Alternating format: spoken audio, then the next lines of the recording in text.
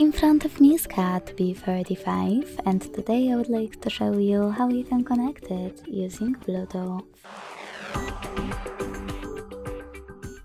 Begin by going into Devices Settings. Then choose Network and Connectivity. Select Bluetooth and make sure it's enabled.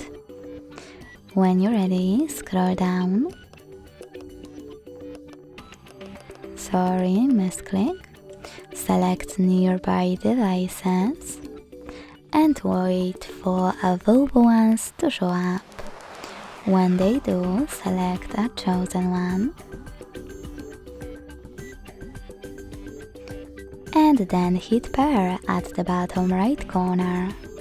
Lastly, just wait for the other device to accept your connection request.